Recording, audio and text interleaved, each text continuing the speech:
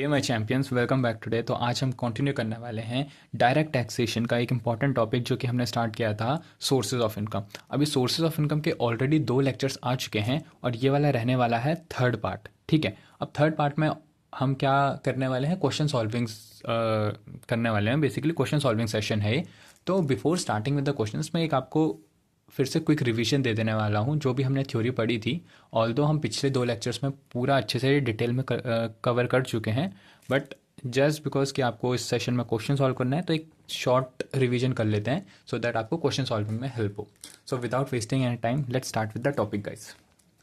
तो अगर आपको याद होगा तो सबसे पहले लेक्चर में हमने सेक्शन नंबर 5 पढ़ा था। अब सेक्शन नंबर 5 में बेसिकली हमने क्या पढ़ा था, इंसिडेंस ऑफ टैक्स लाइबिलिटी पढ़ा था। इंसिडेंस ऑफ टैक्स लाइबिलिटी से क्या मतलब है कि कौन कौन सी इनकम किस किस पर्सन को टैक्सेबल होगी। तो सबसे पहले कैटेगरी बना लेते हैं। कैटेगरी बनाने से पहले काम करते हैं, जैसे हमने लास्ट लेक्चर में पढ़ा था वही करते हैं। ठीक है, तो सबसे पहले हमने क्या पढ़ा था, income income accrue arise in India. तो अगर income accrue arise in India हो गई, ठीक है, तब वो किस किस को टैक्सेबल होगी, आर ओ आर को भी टैक्सेबल होगी, आर एन ओ आर को भी टैक्सेबल होगी और नॉन रेजिडेंट को भी टैक्सेबल होगी। तो अगर एक्रू अराइज इन इंडिया होगी तब तो फिर क्या होगा, हमेशा तीनों को टैक्सेबल होगी। लेकिन अगर income accrue arise outside India, अगर ऐसा है कि अक्रू अराइज आउटसाइड इंडिया है, तो हमें 2 चीज़ें चेक करनी पड़ती हैं। सबसे पहली चीज़ क्या है कि रिसीव्ड रिसीव्ड इन इंडिया है या नहीं, या फिर रिसीव्ड आउटसाइड इंडिया है। ठीक है, हमें ये 2 चीज़ चेक करनी पड़ती है। सबसे पहली चीज़ क्या, रिसीव्ड इन इंडिया है नहीं, और सेकंड चीज़ रिसीव्ड आउटसाइड इंडिया है कि नहीं। ठीक है, अब इन दोनों में से अगर जो भी केस है,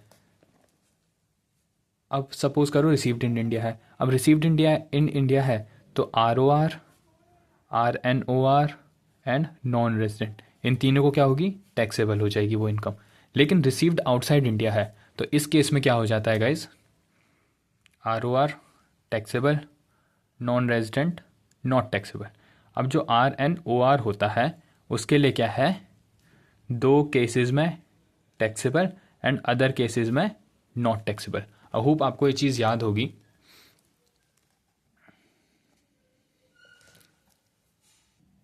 सो इतना ही था, बेसिक पोर्शन इतना ही था, इतना ही हमें याद रखना है। ठीक है, R O R, R N O N R को लिए और रिसीव्ड इन इंडिया। ठीक है, इसको वैसे मैं आपको एक ट्रिक बताऊँ ना, जब हम क्वेश्चन सॉल्व करेंगे हम तब भी इस चीज़ को पढ़ेंगे, लेकिन ऑलवेज ट्राई टू कि जब भी आप क्वेश्चन सॉल्व करो तो ऑलवेज ट्राई करो कि आप क्या करो कि इसको एक तरीके से जो भी इनकम है उसको सबसे पहले आइडेंटिफाई करो कि वो एक्रूअराइज इंडिया हो रही है या नहीं हो रही है, और सेकंड चीज़ करो कि वो रिसीव्ड इन इंडिया हो रही है या नहीं हो रही है। ये 2 चीज़ चेक करो। ठीक है, क्योंकि आपको बताइए तो बहुत सिंपल है, अगर एक्रूअराइज इंडिया हो गई तो फिर तो आपको देखना ही नहीं है कि वो पर्सन क्या है, फिर तीनों को टैक्स कर दो। फिर अगर रिसीव्ड इन इंडिया हो गई तब भी तीनों को टैक्स कर दो। तो always try to find out किसी भी क्वेश्चन में कि एक्रूअराइज कहाँ हो रही है। अगर एक्रूअराइज इंडिया हो गई तब तो तीनों को टैक्सेबल कर दो, डायरेक्ट बिना कुछ देखे सीधे टैक्सेबल कर दो। अगर रिसीव्ड इन इंडिया हो गई तो भी बिना कुछ देखे और पढ़े तीनों को टैक्सेबल कर दो। अगर रिसीव्ड भी आउटसाइड इंडिया है और एक्रूअराइज भी आउटसाइड इंडिया है तब जा करके थोड़ा दिमाग लगाना, वो ये वाला केस है। ठीक है, तो सबसे पहले टिपिकल यही है। अब 2 केसेस, ये 2 केसेस आपको याद हो तो मैं आपको फिर बता देता हूँ। अगर business I am sorry, business controlled in India है, और या तो फिर प्रोफेशन सेटअप इन इंडिया है। ठीक है, अगर कोई भी इनकम कमाई जा रही है बिजनेस से जो कि कंट्रोल्ड इन इंडिया है, या तो किसी भी कोई भी इनकम कमाई जा रही है प्रोफेशन से जो कि सेटअप इन इंडिया है, तो उस केसेस में क्या हो जाता है, टैक्सेबल हो जाता है, और अदर केसेस में क्या होता है, नॉट टैक्सेबल रहता है। आई होप आपको ये चीज़ याद आ गई होगी। फिर हमने इसमें नेक्स्ट टॉपिक जो पढ़ा था, अगर आपको याद हो, हमने पढ़ा था सेक्शन नंबर 9। सेक्शन नंबर 9 किसकी बात करता है, deemed accrue arise in India. तो ऐसी इनकम जिनको हम डीम्ड मान लेते हैं, मतलब बेसिकली उनको हम मान लेते हैं कि वो एक्रू अराइज इन इंडिया हो रखी है। ठीक है, तो हम इसको डिटेल में कर चुके हैं, फिर भी मैं आपको पॉइंटर्स लिखवा देता हूँ, या फिर एक रिवीजन की तरह इसको मैं मेंशन कर देता हूँ। तो सबसे पहला क्या था, इनकम फ्रॉम एनी एसेट या फिर property lying in India, lying in India, ठीक है। ये वाली चीज़ याद रखना हमेशा गाइस। अब आपको ये चीज़ भी मैंने बता दिया, अगर डीम्ड अक्रूअराइज इन इंडिया हो गई फिर आपको रेजिडेंशियल स्टेटस देखने की जरूरत नहीं है। अगर अक्रूअराइज इन इंडिया हो गई तब तो चाहे कोई भी हो, वो RO RNO या नॉन रेजिडेंट हो, तीनों को टैक्सेबल होगी, है ना। आपको ये चीज़ याद रहनी चाहिए, ठीक है।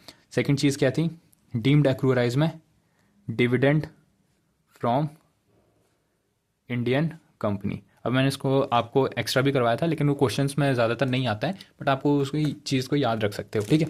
डिविडेंड फ्रॉम इंडियन कंपनी, ये ऑलवेज क्या होगा, अक्रूअराइज इन इंडिया होगा। नेक्स्ट थर्ड चीज़ मैंने आपको क्या कराई थी, salary for work done in India. वो आपको चीज़ भी याद होगी, अगर कोई भी कंपनी सैलरी पे कर रही है किसी भी एम्प्लॉय को for the work done in India, तो मैंने आपको इसके लिए दो एग्जांपल भी बनाए थे कि एक बंदा पेड लीव पे चले जाता है, उसके बाद आउटसाइड इंडिया काम करने लग जाता है ना। तो आपको ये चीज़ याद होगी आई होप। फोर्थ पॉइंट हमने क्या किया था, salary paid by Indian government. तो अगर इंडियन गवर्नमेंट सैलरी पे कर रही है for the persons who are rendering services to the Indian government outside India, जो आउटसाइड इंडिया सर्विसेज दे रहे हैं इंडिया को, इंडियन गवर्नमेंट को, और इंडियन गवर्नमेंट पे कर रही है, तो वो भी क्या होती है, डीम्ड अक्रूअराइज इन इंडिया होती है। फिफ्थ पॉइंट जो हमने बहुत इंपॉर्टेंट, मतलब बहुत टाइम लगा करके डिस्कस किया था, वो आपको याद होगा, तो interest, royalty and fees for technical services received by a non resident.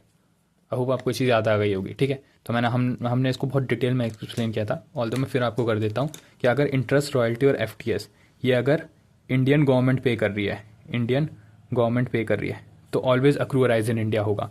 अगर ये रेजिडेंट पे कर रहा है तो ऑलवेज अक्रूअराइज इन इंडिया होगा, एक्सेप्ट दो केसेस। दो केसेस कौन थे, अगर यूज्ड आउटसाइड इंडिया है फॉर बिजनेस, और यूज बिजनेस या प्रोफेशन, और यूज आउटसाइड इंडिया है for any source of income.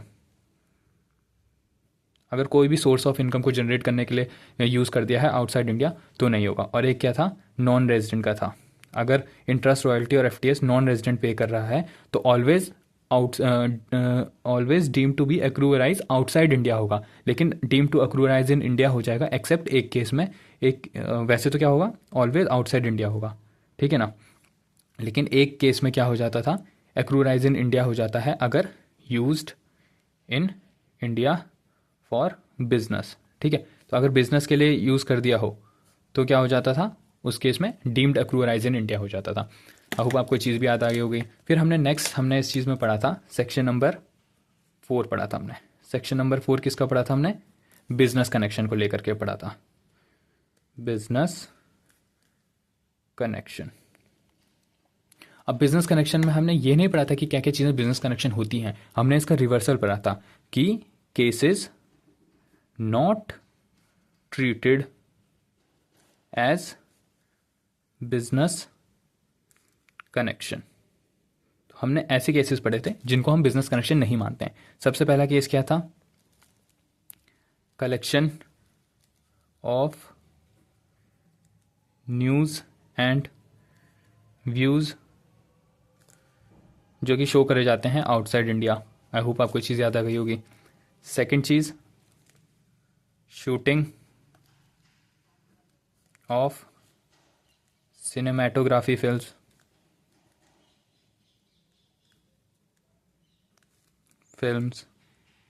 Displayed outside India. ये भी अगर इंडिया से बाहर दिखाई जा रही है, क्योंकि अगर इंडिया में ही दिखाई जा रही है और इंडिया से कमाई की जा रही है तब तो वो हो ही गया ना, अक्रूअराइज इन इंडिया हो गया, तो उसमें बिजनेस कनेक्शन तो की देखने की जरूरत ही नहीं है। लेकिन बिजनेस कनेक्शन आपको याद हो, अगर मैंने आपको बताया हो बिजनेस कनेक्शन, तो बिजनेस कनेक्शन में हम क्या करते हैं, अपोर्शनमेंट करते हैं, या फिर हम क्या करते हैं कि एक तरीके से रिलेशनशिप स्टैब्लिश करने की कोशिश करते हैं कि हाँ भाई ये वाली इनकम जो कमाई है, ये इनकम का कोई रिलेशन इंडिया से है या नहीं है। अगर इंडिया से है तो हम उसको इंडिया में टैक्सेबल करने का ट्राई करते हैं। लेकिन बिजनेस कनेक्शन में क्या कहता है कि अगर कोई भी शूटिंग करी है, सिनेमाटोग्राफी फिल्म्स या सिनेमैटिक शॉट्स लिए हैं इंडिया के लोकेशन के, और उस फिल्म को इंडिया से बाहर दिखाया जा रहा है, तो बाहर दिखा करके पैसे कमाए जा रहे हैं बाहर की ऑडियंस से, तो ये नहीं बोलेंगे कि हाँ भाई बिजनेस कनेक्शन इंडिया है तो उसको इंडिया में टैक्स कर दो। ये वाली चीज़ नहीं करते हैं हम, ठीक है। नेक्स्ट हमारा थर्ड पार्ट था, अगर आपको याद आ रहा हो, तो डिस्प्ले ऑफ अनकट डायमंड्स वाला, except by a foreign mining company, except activities like sale. मतलब अगर सेल कर रही है तब तो फिर वो हो जाएगा, बिजनेस कनेक्शन हम देख लेंगे। लेकिन अगर सेल नहीं कर रही है, सिर्फ डिस्प्ले और मतलब उसको अब रिफाइनिंग के लिए यूज़ किया जा रहा है, तो उस केस में क्या हो जाता था, बिजनेस कनेक्शन हम उसको नहीं कंसिडर करते हैं।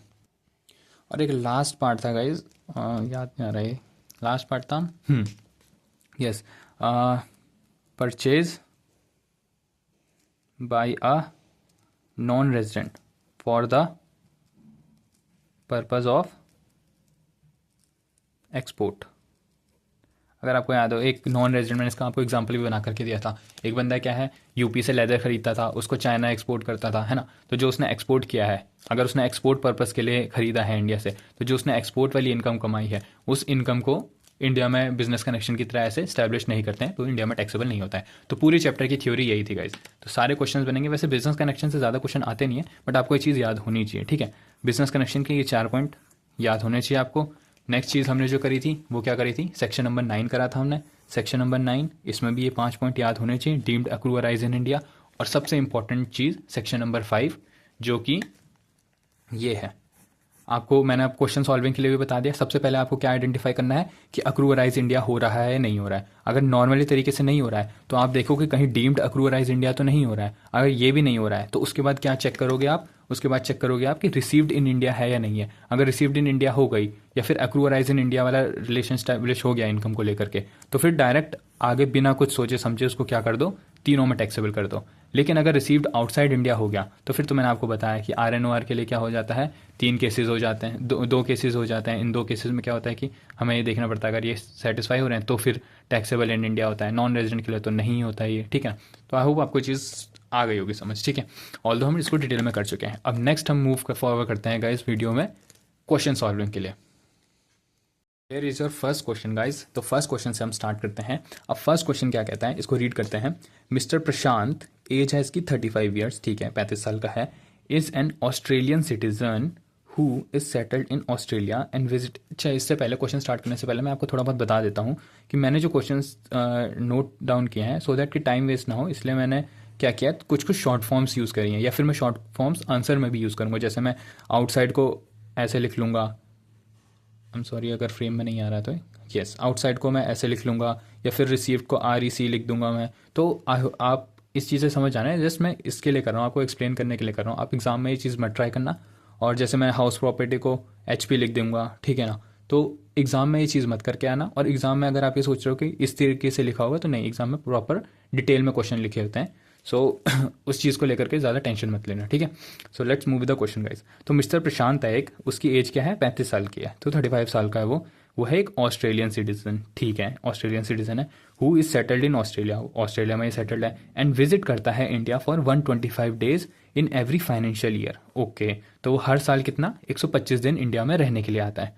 अब अपने कैलकुलेटर्स ले लेना गाइस, यहाँ से हम क्वेश्चन सॉल्व कर रहे हैं तो इसमें कैलकुलेटर का यूज़ होने वाला है। सिंस पास्ट 11 ईयर्स, अच्छा वो पिछले 11 सालों से क्या कर रहा है, हम हर साल 125 दिन के लिए इंडिया में आता है, ठीक है। During the financial year 23-24 he visited India for total period of 200 days. Okay, तो पिछले साल 23-24 में कितने दिन के लिए इंडिया आया है, 200 दिन के लिए आया है, ठीक है। The purpose of his visit was to meet his family members who are settled in India, ठीक है, and also managing the business in Sri Lanka through his office. तो इस चीज़ का तो हमें मतलब ही नहीं है कि वो किस पर्पज़ के लिए आया है, ठीक है, और वो ऑस्ट्रेलियन सिटीजन हो ही गया है, ठीक है, पर्सन ऑफ इंडियन ओरिजिन नहीं है, तो फिर क्या हो गया, डायरेक्ट हमें इस चीज़ को देखने की जरूरत ही नहीं है, किस पर्पज़ के लिए आया उसको मारो गोली, ठीक है। हमें क्या देखना है, पिछले साल 200 दिन के लिए रहा है, तो ये तो कंडीशन डायरेक्ट सेटिस्फाई हो गई ना गाइज, 182 प्लस दिन के लिए रहा है, तो इंडिया में तो रेजिडेंट तो हो ही गया है। अब हमें देखना है, रेजिडेंट तो हो गया है, अब रेजिडेंट होने के बाद हम क्या देखते हैं, ये ROR है या फिर नहीं है। अब ROR है या नहीं उसके लिए क्या करना पड़ता है, 2 एडिशनल कंडीशन सेटिस्फाई करनी है। 2 एडिशनल कंडीशन में सबसे पहले एडिशनल कंडीशन क्या देखनी पड़ती है कि weather he is resident for 2 years out of 10 previous years, ठीक है। अब वो 11 साल से 125 दिन के लिए आ रहा है, तो इस पर सेकंड बेसिक कंडीशन सेटिस्फाई करेगा। अगर आप सोचो तो 60 डेज प्लस 365 डेज वाली कंडीशन सेटिस्फाई करेगा।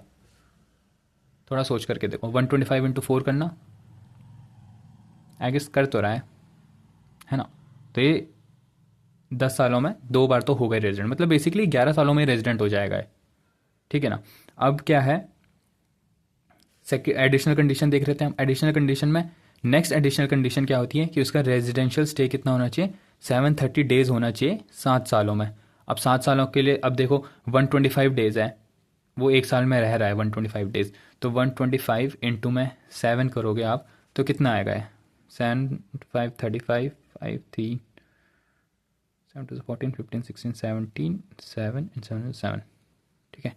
तो 775 डेज वो रह रहा है, which is more than 730 days, तो ये एडिशनल कंडीशन भी सेटिस्फाई कर रहा है। तो अगर मैं आपसे प्रशांत का रेजिडेंशियल स्टेटस पूछूं तो ये क्या होगा, ROR हो गया। रेजिडेंशियल स्टेटस क्या हो गया इसका, ROR हो गया। अब ये क्वेश्चन को फर्दर पढ़ते हैं, तो फर्दर क्वेश्चन क्या कह रहा है, during previous year 23-24 he has following incomes. अब उसकी ये इनकम दी हुई है, अब ये इनकम के बेस पे हमें आइडेंटिफाई करना है कि कौन सी इनकम टैक्सेबल होगी या नहीं होगी। अब ये क्या है, ROR स्टैब्लिश हो गया है। अब ये ROR हो गया है, जब हमने इसको कंसिडर कर लिया है कि ROR है, तो इसके बेस पे क्या बोलेंगे कि इसकी सारी इनकम, अब ROR को तो आपको पता ही है ना कि चाहे वो अक्रूअराइज इन इंडिया हो या फिर आउटसाइड इंडिया हो, उसकी तो ROR की तो सारी इनकम टैक्सेबल इन इंडिया होती है। तो ये तो पढ़ने की ज़रूरत भी नहीं है, बट स्टिल मैं आपको बता देता हूँ। Income from business in Australia, control from Australia. Business कहाँ है, ऑस्ट्रेलिया में। कंट्रोल कहाँ से हो रहा है, ऑस्ट्रेलिया में। 20 लाख। तो नॉर्मल केस में ये नहीं होता, लेकिन क्या है कि ये ROR है, इस चक्कर में क्या हो गया है, टैक्सेबल इन इंडिया हो जाएगा। Income from business in Chennai, control from Chennai. अब चेन्नई तो इंडिया है ना, चेन्नई तो इंडिया का पार्ट है, तो ये तो अक्रूअराइज इन इंडिया हो गया, तो ये तो टैक्सेबल होगा ही होगा।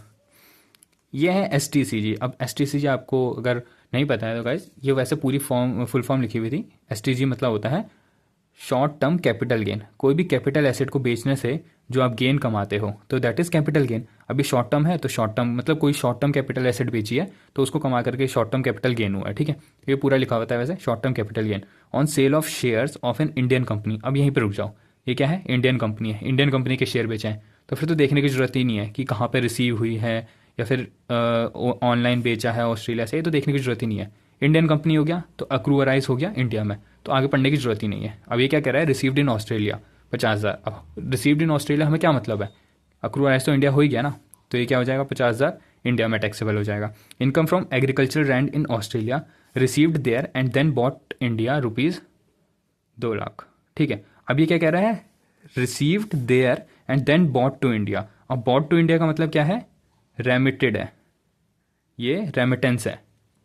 रिसीव कहाँ हुई है, ऑस्ट्रेलिया में ही हुई है, लेकिन हमें क्या मतलब है इस चीज़ से, ये तो क्या है, ROR का केस पढ़ रहे हैं, तो ROR के लिए तो ये टैक्सेबल होगा ही होगा, ठीक है ना। अब ये क्वेश्चन क्या पूछ रहा है, find out the residential status of mister Prashant and compute his total income for the assessment year 24-25। अब ये तो बहुत सिंपल क्वेश्चन हो गया गाइस, क्योंकि क्या हो गया, ROR हो गया। ROR का केस, अगर ये RONOR का होता तो हमें थोड़ा बहुत दिमाग लगाना पड़ता है ना। अच्छा, इसका सॉल्यूशन फ्रेम करते हैं guys. So let's frame the answer guys, ठीक है। इसका आंसर लिखते हैं। अब मैं आंसर राइटिंग में रेजिडेंशियल स्टेटस वाला जो पार्ट है उसको मैं आपको डिटेल में नहीं लिखवाने वाला हूँ। क्यों, क्योंकि मैं उसको पिछले चैप्टर में आपको डिटेल में बता चुका हूँ कैसे लिखते हैं। फिर भी मैं थोड़ा बहुत बता देता हूँ आपको, ठीक है ना। यहाँ पे लिख देते हैं, a person is considered as resident of India if he or she satisfies any of the following basic condition। BC मतलब बेसिक कंडीशन, ठीक है। फर्स्ट कंडीशन आपको पता है, ठीक है। सेकंड कंडीशन आपको पता है, दोनों कंडीशन लिख देना, 182 डेज वाली एंड 60 + 365 डेज वाली, ओके। फिर आपको यहाँ पे दोबारा लिखना है, अ रेजिडेंट इज कंसिडर्ड, या फिर यहाँ पे लिख दो said to be ordinary resident if he और she satisfies both the additional condition. AC मतलब एडिशनल कंडीशन, और दोनों एडिशनल कंडीशन यहाँ पे नोट डाउन कर देना गाइस, ठीक है। इतना तो ये प्रोविजन लिखना है, ये चीज़ तो आपको याद ही होगा, ठीक है। इसका मेन आंसर राइटिंग वो अब शुरू होता है, मैं आपको वो बताता हूँ। Yes yes, so answer writing. अब हमने प्रोविजन लिख दिया, अब हम यहाँ पे क्या लिखते हैं, कंक्लूजन लिखते हैं इसका केस, इस केस का, ठीक है। अब यहाँ पे लिखते हैं since Mister Prashant stay in India during the financial year 23-24 is 200 days, which is more than 182 days. Therefore, he is a resident. अब यहाँ पे दोबारा लिखेंगे, However, Mr. Prashant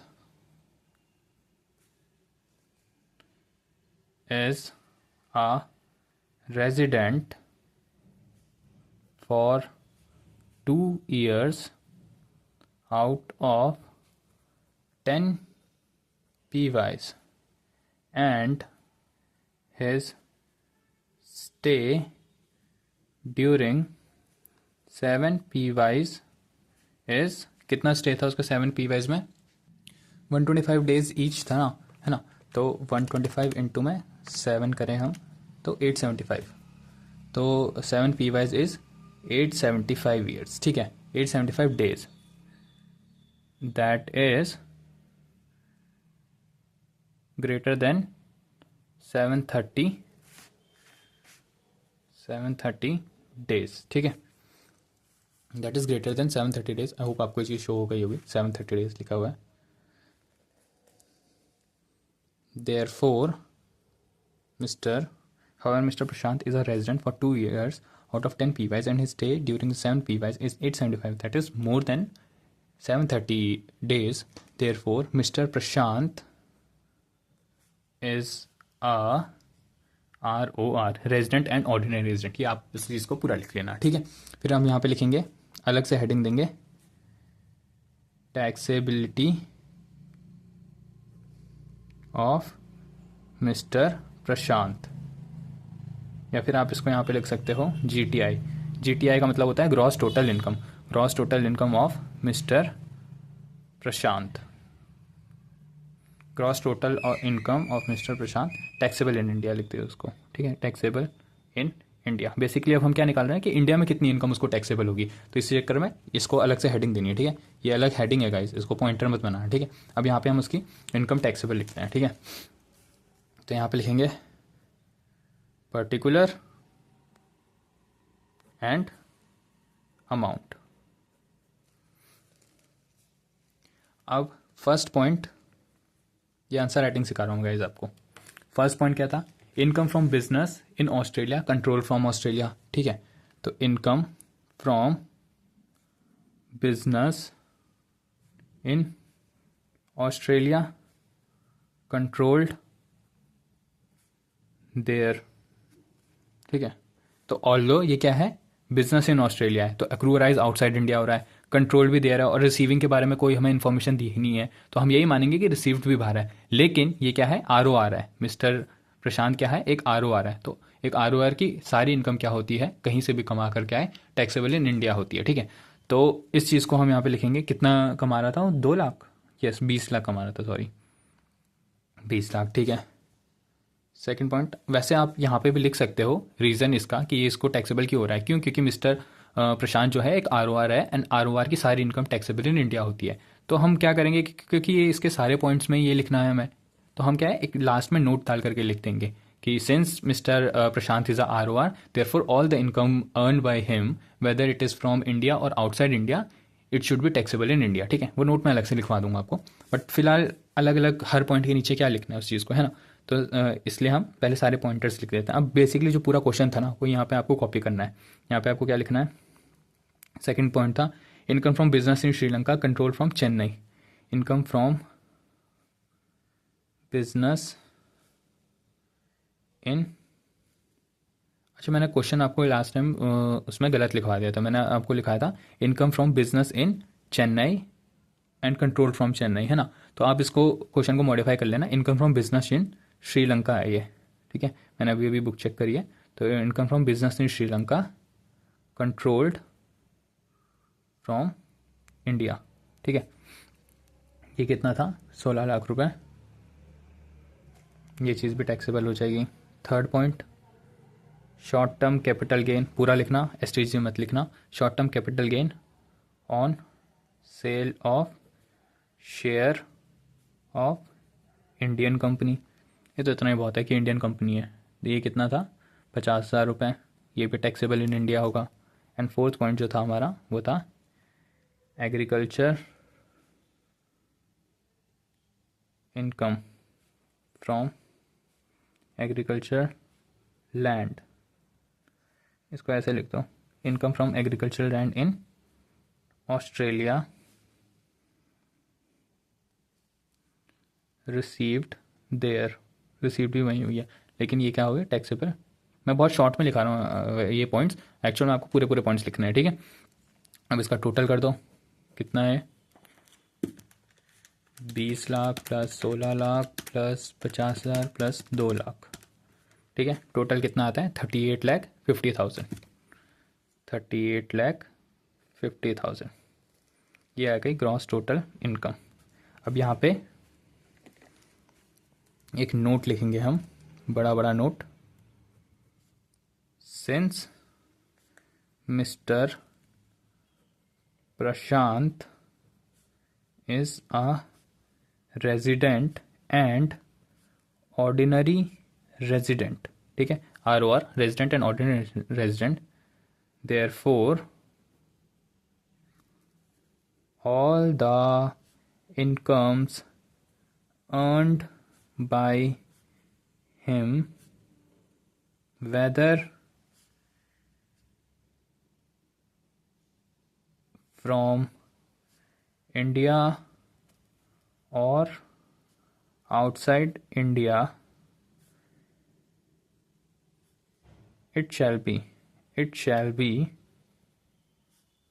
taxable इन इंडिया, ठीक है। यहाँ पे आप स्टार्टिंग में भी लिख सकते हो एज पर सेक्शन नंबर 5, ठीक है, एज पर सेक्शन नंबर 5। बस इतना ही लिखना था। ये तो बहुत ही ईजी क्वेश्चन हो गया गाइस, मुझे लगा था थोड़ा डिफिकल्ट होगा। और वैसे आपको बता दूँ ये एग्ज़ाम का क्वेश्चन है, ये PY है, प्रीवियस ईयर एग्ज़ाम क्वेश्चन है। बस यही था। थोड़ा सा आप इसको और अच्छे से लिख सकते हो, मैंने तो बहुत शॉर्ट में लिखा है, ठीक है ना। जैसे मैंने पॉइंट्स बहुत शॉर्ट कर दिए हैं, लास्ट मैंने प्रोविजंस भी नहीं लिखे हैं, तो आपको आई होप समझ आ गया होगा। आई जस्ट वांट कि मैं आपको कॉन्सेप्चुअल क्लैरिटी दे सकूं और क्वेश्चन का एक आइडिया दे सकूं, ठीक है। So now let's move with the second question guys. So second question हमारा क्या कहता है, examine the tax implications of the following transaction of the assessment year 24-25, ठीक है। तो ये क्या कह रहा है कि मुझे टैक्स इंप्लीकेशंस बतानी है इन ट्रांजेक्शन्स की, ठीक है ना। तो अलग अलग ये ट्रांजेक्शन्स हैं। सबसे पहली ट्रांजेक्शन क्या कहती है हमारी, एक सेकेंड। सबसे पहले कहती है government of India has appointed mister Rahul as an ambassador in Japan, ठीक है। तो जापान में उसने क्या है, मिस्टर राहुल को एम्बेसडर की तरह क्या कर दिया, अपॉइंट कर दिया है। He received salary of ₹7,50,000 and allowances of ₹2,40,000 during the PY 23-24। अच्छा, तो अगर इंडियन गवर्नमेंट ने उसको अपॉइंट किया है तो सैलरी भी कौन दे रही होगी, इंडियन गवर्नमेंट दे रही होगी, ठीक है। 7,50,000 and 2,40,000 for rendering his services in Japan. अब उसने सर्विसेज कहाँ दी है, जापान में दी है। He is an Indian citizen, ठीक है, having status of non resident. अब ऑब्वियस सी बात है वो जापान में काम कर रहा है तो नॉन रेजिडेंट का स्टेटस होगा इंडिया फॉर। अब मेरे को बताओ, इसमें आपको पढ़ के ही समझ आ जाना चाहिए, क्लिक हो जाना चाहिए। ये कहीं ना कहीं सेक्शन नंबर 9 का पॉइंट है, ठीक है ना। तो यहाँ पे आप लिख सकते हो। अब सेक्शन नंबर 9 का कैसा पॉइंट है, ये इंडियन गवर्नमेंट का एम्प्लॉय है, सर्विसेज कहाँ दे रहा है, आउटसाइड इंडिया दे रहा है, ठीक है। एंड हाँ, बस यही चीज़ तो थी सेक्शन नंबर 9 में। मैंने आपको बताया था सैलरी के 2 पॉइंट थे, एक तो salary for work done in India and salary paid by Indian government to the person for rendering services outside India, है ना। तो ये सेक्शन नंबर 9 वाला पॉइंट है। अब इसमें आपको मैं एक एक्स्ट्रा चीज़ बताना चाहता हूँ। अलाउंसेज आपको समझ नहीं आ रहा होगा, तो अलाउंसेज को इतना मान लो, इस सैलरी चैप्टर में इनकम अंडर हेड सैलरी में हम इसको डिटेल में करने वाले हैं। तो अलाउंसेज का मतलब ये होता है जेब खर्च, ठीक है ना। तो ये तो सैलरी है बेसिक जो मिल रही है। अलाउंसेज की वहाँ पर रहने खाने पीने उस सब के लिए एक्स्ट्रा पे जो मिलता है वो उसको अलाउंसेज कहते हैं, ठीक है। अब ये अलाउंसेज हैं, अब ये इसका एक प्रोविज़न है गाइज कि ये एग्जेम्प्ट होती है इनकम, ठीक है ना। ये क्या होती है, अगर इंडियन गवर्नमेंट अगर गवर्नमेंट एम्प्लॉयज़ को अलाउंसेस पे कर रही है जो कि आउटसाइड इंडिया है, या फिर सुप्रीम कोर्ट के जजेस को दे रही है अलाउंसेस, ठीक है ना, तो वो क्या होते हैं, एग्जेम्प्ट हो जाते हैं। ये एग्जेम्पशन इनकम, एग्जेम्प्ट इनकम बोलते हैं इसको। ये सेक्शन नंबर 10 में डिफाइंड होती है, ठीक है ना। बहुत सारी इनकम्स होती हैं। तो वैसे ही इंडियन गवर्नमेंट अगर अपने एम्प्लॉयज़ को जो कि आउटसाइड इंडिया काम कर रहे हैं उनको अलाउंसेस देती है, तो वो क्या होती है, एग्जेम्प्ट हो जाती है। तो इस इनकम पे टैक्स नहीं लगता है बेसिकली, ठीक है ना। एग्जेम्प्ट इनकम, इनकम मतलब कि ऐसी इनकम जो टैक्स के इम्प्लीकेशन में नहीं आती है, तो इसके ऊपर टैक्स नहीं लगेगा, इसके ऊपर टैक्स इम्प्लीकेशंस नहीं होंगी, टैक्स सिर्फ इस पे लगेगा, ठीक है। ये चीज़ हो गई। सेकंड पॉइंट पढ़ते हैं। सेकंड क्या कहता है, मिस्टर जूही, ये यू है, Mr. Juhi, a non-resident in India, is engaged in operations which are confined to purchase of goods in India for the purpose of export. She has earned rupees 2,50,000 during the previous year 23-24. अब इस चीज़ को आपको थोड़ा बहुत याद आ रहा हो तो ये कहीं ना कहीं बिजनेस कनेक्शन का लेकर के पॉइंट है, सेक्शन नंबर 4 का, ठीक है। तो मिस्टर जूही क्या, मिसेस जूही क्या करती है, मिस जूही, MS है, मिस जूही अ नॉन रेजिडेंट है, एक नॉन रेजिडेंट है, ठीक है। इंडिया में एंगेज कर रही है operations which are confined to purchase of goods for the from goods in India for the purpose of export. अब सिर्फ एक्सपोर्ट पर्पज के लिए कर रही है, तो सेक्शन नंबर 4 का इसमें प्रोविजन लिख देना, है ना। As per section number 4, a non resident who is involve in the operations which are confined to the which are for the purpose of export in export outside India, which are only for the purpose of export, ठीक है। तो वो वाला point आ जाता है ये, इसको मैं लिखवाऊंगा आपको। तो ये वाला पॉइंट है, आपको समझ आ गया होगा, क्लिक होना चाहिए गाइस, इसलिए मैं कह रहा था थ्योरी इंपॉर्टेंट है, ठीक है। अब नेक्स्ट क्या है, थर्ड पॉइंट, मिस्टर नवीन अ नॉन रेजिडेंट, ये भी एक नॉन रेजिडेंट है, in India has earned rupees 3 lakh, ठीक है। अच्छा, नॉन रेजिडेंट इन इंडिया है और उसने कमाया है 3 लाख रुपए एज रॉयल्टी, ठीक है, रॉयल्टी कमा रहा है for patent rights made available to mister Rakesh. Okay, तो ये है एक नॉन रेजिडेंट, इसको यहाँ पे ड्रॉ करते हैं, ठीक है। चलो इसको करता हूँ मैं ड्रॉ, पहले पूरा क्वेश्चन पढ़ लेते हैं। To mister Rakesh who is also a non resident, ठीक है। Mister Rakesh has utilise the patent rights for development of product in India, 50% royalty received in India and 50% outside India, ठीक है। ये चीज़ पढ़ने वाली है guys। देखो क्या हो रहा है, ये एक आदमी है और ये भी एक आदमी है, ये भी नॉन रेजिडेंट है, ये भी नॉन रेजिडेंट है, ठीक है। अब इसको मान लो कि ये नवीन है और ये क्या है, राहुल है। ये भी सेक्शन नंबर 9 का पॉइंट है गाइस, आई होप आपको याद आ गया हो कि एक नॉन रेजिडेंट क्या रिसीव कर रहा है, रॉयल्टी। इसने पेटेंट्स दिए होंगे, ठीक है, मिस्टर नवीन ने पेटेंट्स दिए और राहुल उसको क्या दे रहा है, रॉयल्टी दे रहा है, ठीक है। तो ऐसा चल रहा है, ये नवीन है और ये राहुल है ना। तो पेटेंट्स के बदले रॉयल्टी मिल रही है, ठीक है। तो आपको सेक्शन नंबर 9 का पॉइंट याद हो जाना चाहिए कि अगर एक नॉन रेजिडेंट को इंटरेस्ट, रॉयल्टी या FTS पे कर रहा है तो वो ऑलवेज एक्रूअराइज आउटसाइड इंडिया हो जाता है, लेकिन एक्सेप्ट इन वन केस कौन सा होता है कि अगर वो पेटेंट राइट्स यूज्ड किए गए हैं इंडिया में फॉर बिजनेस पर्पज, ठीक है। अब यहाँ पे सोचो कि ये यूटिलाइजेशन कहाँ हो रहा है, यहाँ पे ये देखो यूटिलाइज कहाँ हो रहा है, utilized the patent rights for development of product in India. अब development of product in India हो गया, ठीक है, बिजनेस पर्पज के लिए यूज हो गया, इंडिया में यूज हो गया, यूटिलाइजेशन इंडिया में हो गया, तो इसको क्या मानेंगे, accrue arise in India. Section number 9 के according deem to accrue arise in India हो गया है। अब ये क्या बोल रहा है, 50% रॉयल्टी रिसीव्ड इन इंडिया। अब रिसीव्ड इन इंडिया है तो फिर ये तो क्या हो, टैक्सेबल इन इंडिया होगी। अब रिसीव्ड आउटसाइड इंडिया है। अब मैंने आपको ये चीज़ बता दी था, अगर सबसे पहले देखो अक्रूअराइज कहाँ हो रही है, अक्रूअराइज अगर इंडिया हो गया तो फिर मुझे आगे देखने की जरूरत ही नहीं है, फिर रिसीव्ड कहाँ हुआ है, कैसे हुआ है, ये तो हमें देखना ही नहीं है। तो यहाँ पे भी यही करेंगे, अगर अक्रूअराइज इंडिया हो गया है, मैंने सेक्शन 9 के अकॉर्डिंग इसको प्रूव कर दिया कि ये अक्रूअराइज इन इंडिया है, तो मुझे रिसीव से कोई मतलब ही नहीं है, ठीक है। तो ये कि पूरा का पूरा कितना है, ये 3 लाख रुपए, ये पूरा 3 लाख क्या होगा, टैक्सेबल इन इंडिया होगा, ठीक है। ये सेक्शन नंबर 9 का पॉइंट था, सेक्शन नंबर 4 का पॉइंट था, एंड ये कौन सा था, सेक्शन नंबर 9 का पॉइंट था, ठीक है। इन सब में से मैं ये वाले लिखवा देता हूँ आपको, आई होप आपको ये चीज़, ये दो समझ आई गए होंगे। सेक्शन नंबर 9 का प्रोविजन लिखना है सिंपली, ठीक है। ये थोड़ा सा अजीब था तो इसको लिख लेते हैं, ठीक है।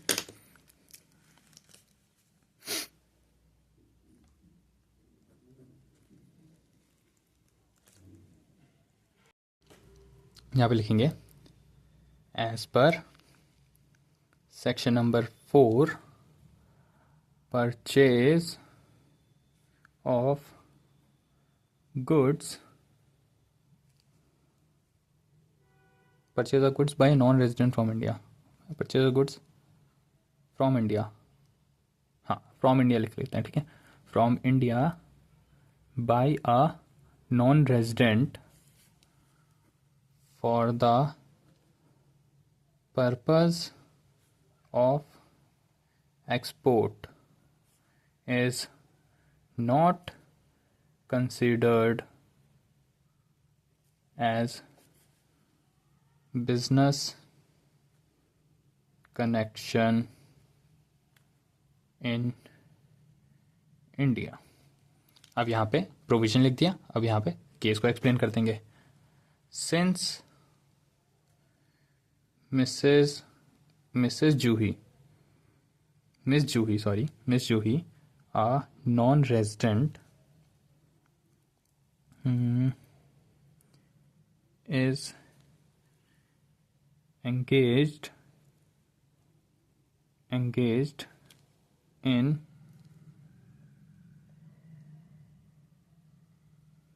operation, पूरा क्वेश्चन वो कर देंगे कॉपी, आप मॉडिफाई कर सकते हो लैंग्वेज को, ठीक है मैं क्वेश्चन ही वो कर देता हूँ। Operation which are confined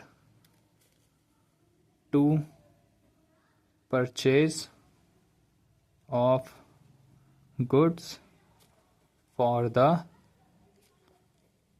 purpose of export, therefore such income earned by her shall not be taxable in India। Okay guys, इतना सही पॉइंट था, ठीक है ना। अब इस क्वेश्चन में आपके लिए होमवर्क भी है। होमवर्क क्या है, ये वाले 2 पॉइंट मैं इसको आपको एक्सप्लेन कर चुका हूँ, लेकिन आपको आंसर राइटिंग खुद प्रैक्टिस करनी है। ऐसे क्वेश्चंस में जब तक आप खुद नहीं करोगे तब तक आपकी अंडरस्टैंडिंग नहीं बनती है, ठीक है।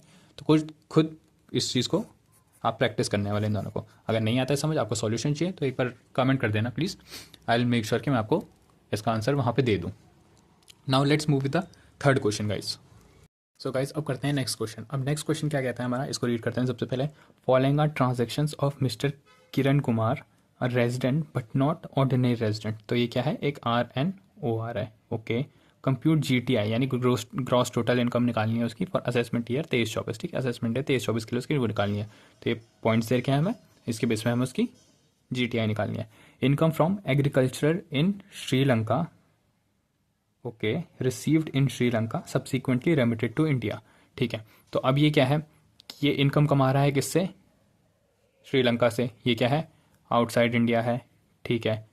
रिसीव भी कहाँ हो रही है, यानी अक्रूअराइज तो आउटसाइड इंडिया हो गई, रिसीव्ड भी कहाँ हुई है, श्रीलंका, रिसीव्ड भी आउटसाइड इंडिया हो गया, लेकिन रेमिट किया गया है इंडिया में। तो रेमिट से तो हमें कोई मतलब ही नहीं होता है। अब ये देखना है कि कहीं बिजनेस इनकम तो नहीं है इसकी। अगर ये बिजनेस इनकम है या प्रोफेशन सेटअप इन इंडिया है तो इसको जाके टैक्सेबल हो जाएगी, लेकिन ये नहीं है, ना ये बिजनेस इनकम है और ना ही प्रोफेशन सेटअप इन इंडिया है, तो ये टैक्सेबल नहीं होगी। Arrears of salary received in India from farmer employer in USA। अभी क्या है, रिसीव्ड इन इंडिया हो गया, तो ये तो क्या हो जाएगी, टैक्सेबल हो जाएगी, 2.5 lakh. Rent from, next point पढ़ते हैं, yes, rent from house property located outside India, यानी एक्रूअराइज तो क्या हो गया, आउटसाइड इंडिया हो गया। And received outside India, receive भी आउटसाइड इंडिया हो गया। ₹2 lakh is used in Borneo for the educational expense of his son studying there and the balance 3 lakh subsequently remitted to India.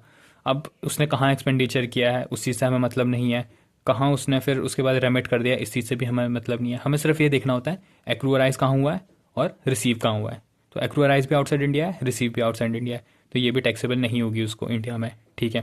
Next point पढ़ते हैं, income from business in Japan which is managed and control from India, okay, ₹90,000 received in India and balance ₹3,10,000 received outside India. अब business है Japan में, तो यानी अक्रूअराइज तो क्या हो गया, आउटसाइड इंडिया हो गया, which is manage and control from India.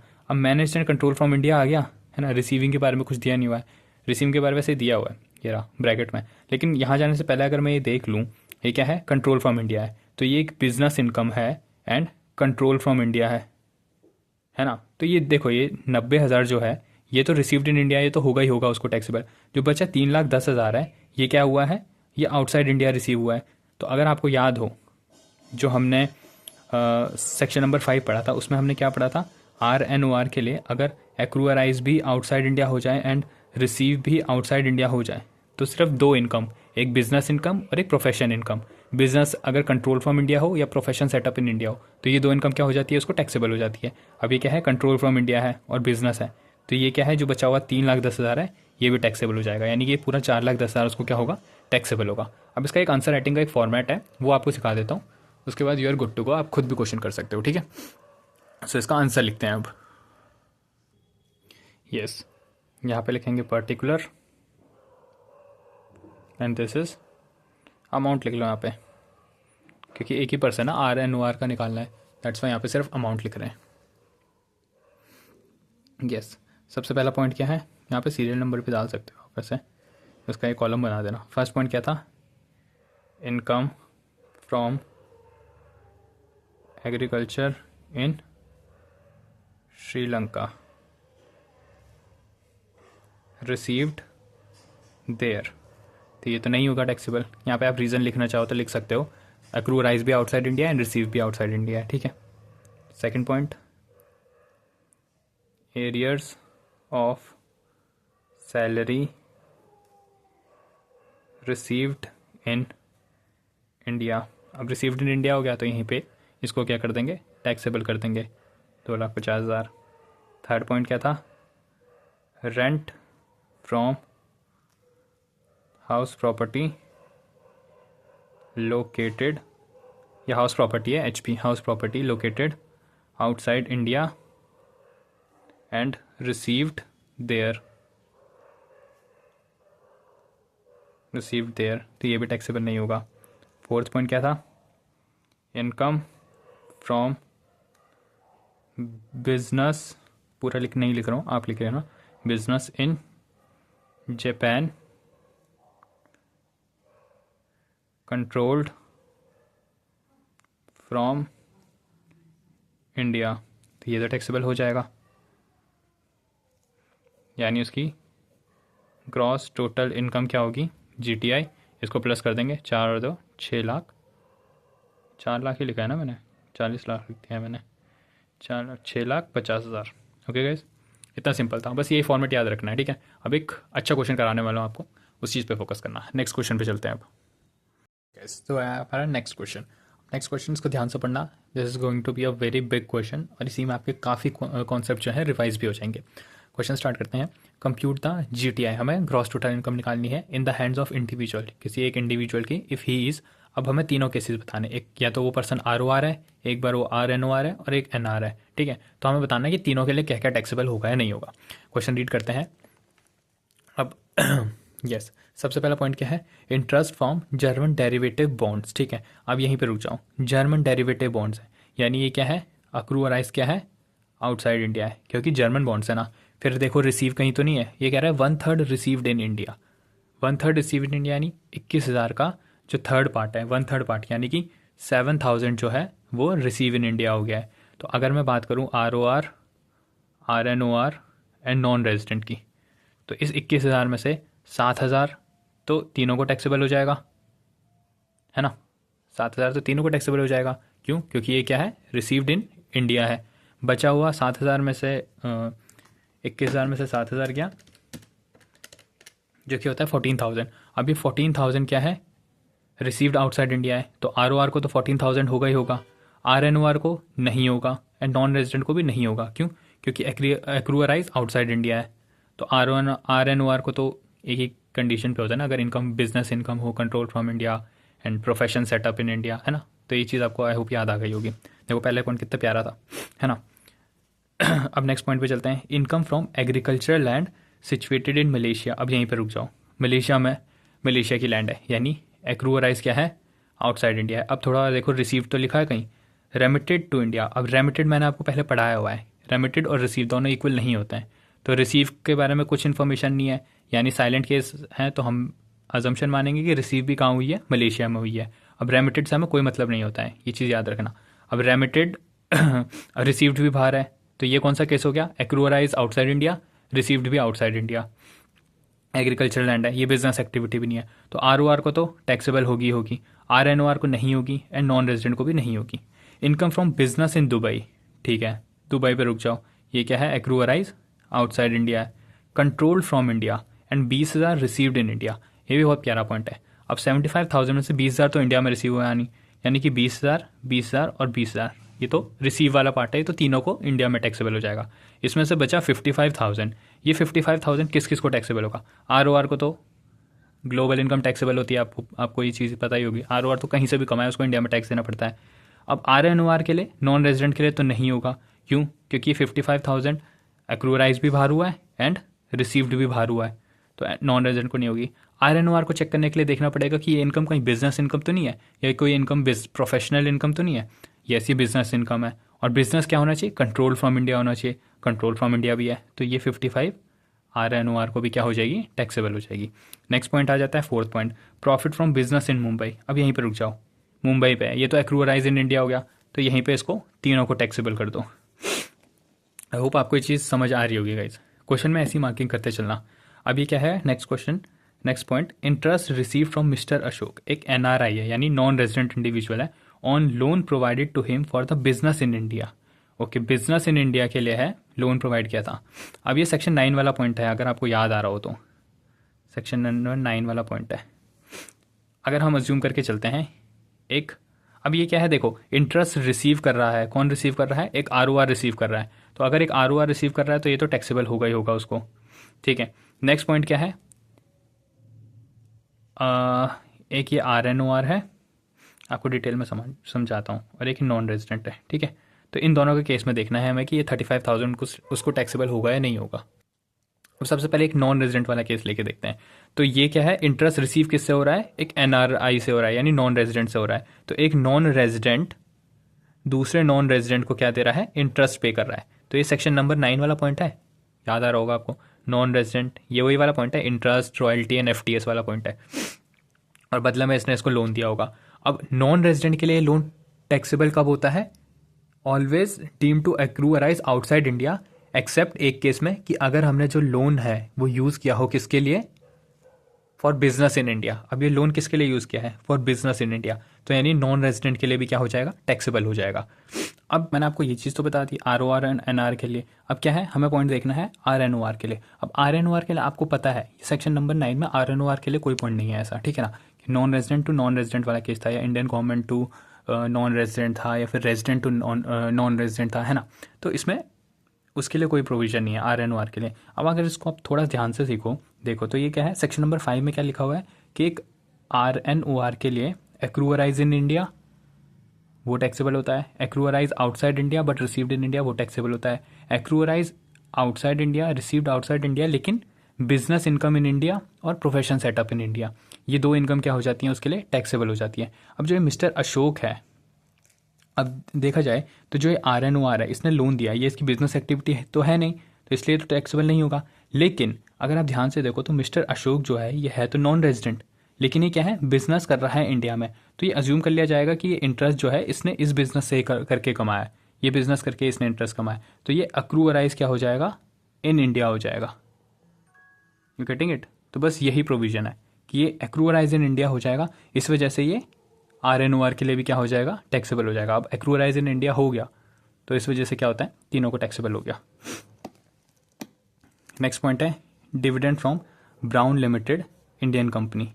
अभी क्या है, ब्राउन लिमिटेड है और ये इंडियन कंपनी है, यहीं पर रुक जाओ, तो ये तो एक्रूअराइज इन इंडिया हो गया, तो ये तीनों को टैक्सेबल हो जाएगा। नेक्स्ट पॉइंट क्या है,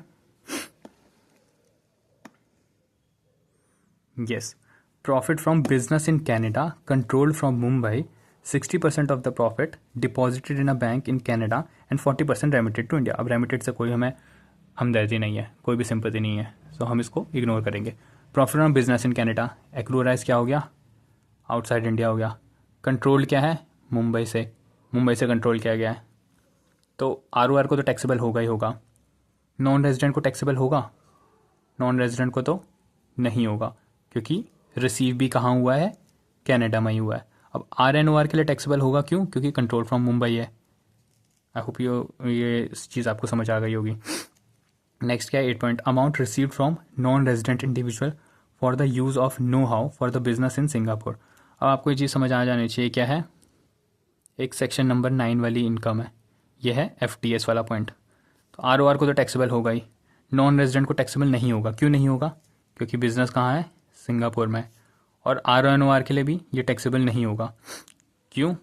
क्योंकि सिंगापुर से कमा करके बिजनेस कहाँ है, सिंगापुर में। तो इस वजह से इसके लिए भी नहीं होगा। एक्रूराइज आउटसाइड इंडिया हो गई, तो इस वजह से इसको भी नहीं होगा taxable.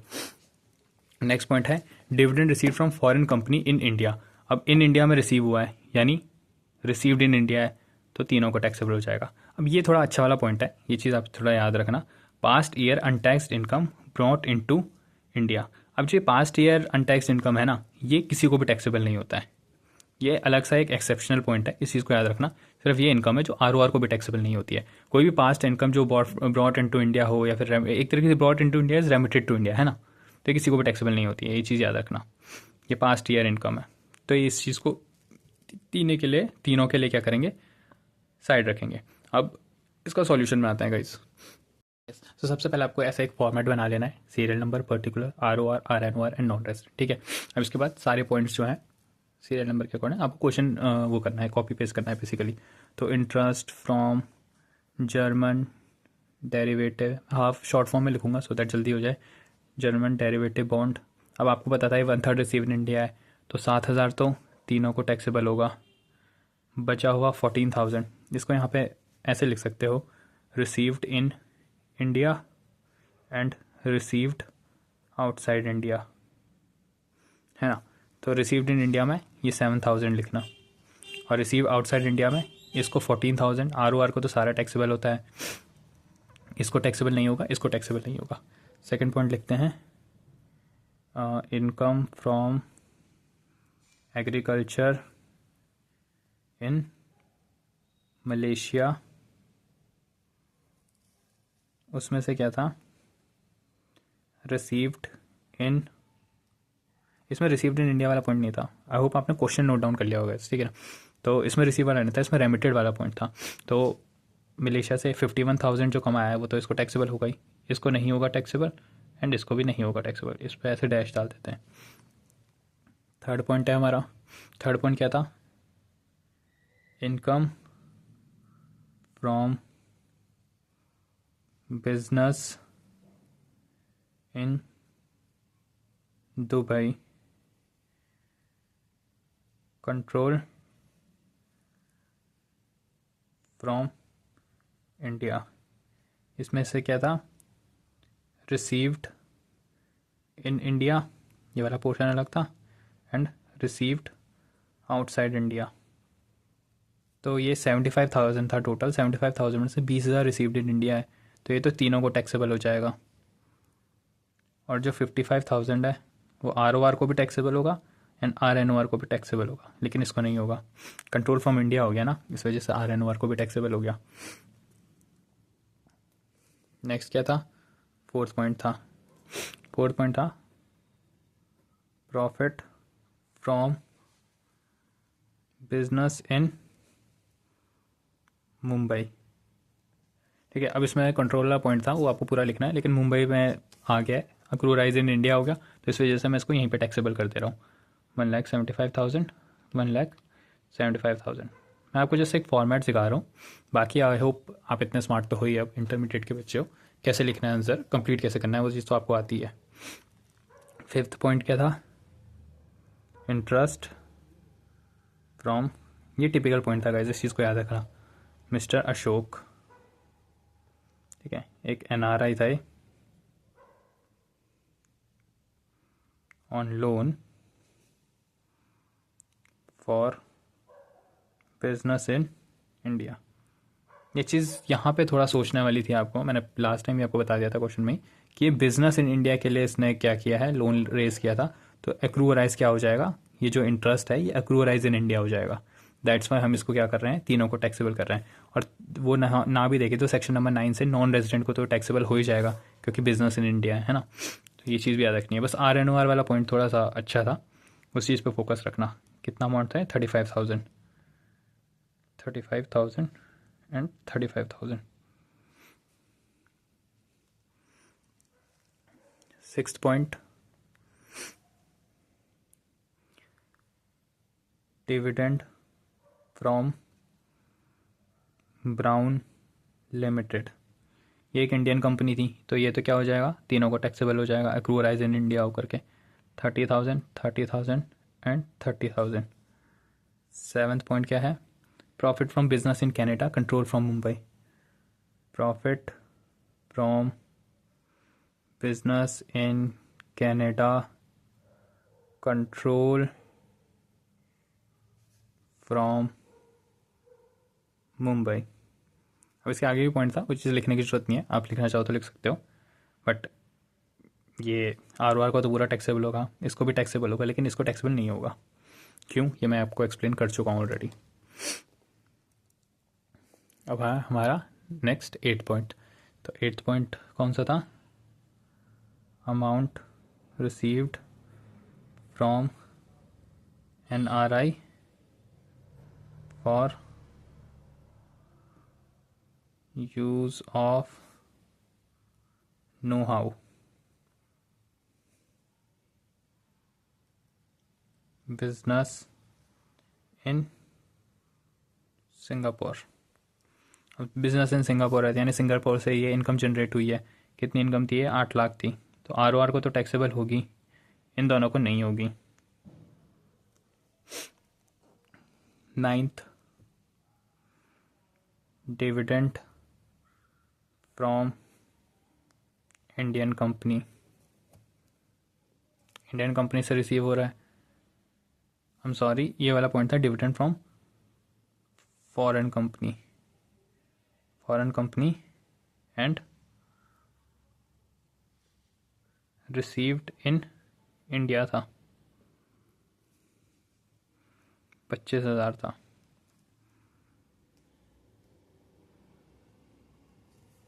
And 10th point, past income brought to India. तो ये तो किसी को टैक्सेबल नहीं होती। अब इनका इनकम का टोटल करेंगे गाइस। सबसे पहले ROR की इनकम का टोटल करते हैं। 7,000 plus 14,000 plus 51,000 plus 20,000 plus 55,000 plus 1,75,000 plus 35,000 plus 30,000 plus 60,000 plus 8 lakh plus 25,000, जो कि इक्वल्स टू होता है 12,72,000। यानी इसकी इनकम कितनी है, 12,72,000। अब करते हैं RNOR का इनकम का टोटल, होता है 7,000 plus 20,000 plus 55,000 plus 1,75,000 plus 35,000, 30,000, 60,000 and 25,000, जो कि आ रहा है 4,07,000। और नॉन रेजिडेंट की इनकम के लिए 7,000 plus 20,000 plus 1,75,000 plus 35,000 plus 30,000 plus 25,000, जो कि आ रहा है 2,92,000। आई होप आपका भी आंसर करेक्ट होगा इस। तो यही है। So that is it for today guys. यही था, हमारे क्वेश्चन भी हमने प्रैक्टिस कर लिए हैं। इस चैप्टर का बेसिक यही था। अब इसके बाद अभी तक हमने देखो, अगर मैं आपको फ्लो बताऊं तो सबसे पहले हमने देख लिया रेजिडेंशियल स्टेटस निकालना, फिर हमने देख लिया किस इनकम पे टैक्स लेंगे। अब जो नेक्स्ट चैप्टर हम पढ़ेंगे वो पढ़ेंगे हम computation of tax liability, basically computation वाला चैप्टर करेंगे। अब उसमें हम देखेंगे हमने इनकम तो निकाल ली, अब इस इनकम पे टैक्स कितना लगेगा वो चीज़ निकालेंगे, वो हम पढ़ेंगे कंप्यूटेशन वाले चैप्टर में। आई होप आपको ये वीडियो पसंद आया होगा guys. Make sure to comment down the your doubts and queries, and कोई भी आपका सजेशन हो तो मेक श्योर कि आप कमेंट करना। Thank you so much for watching this video guys.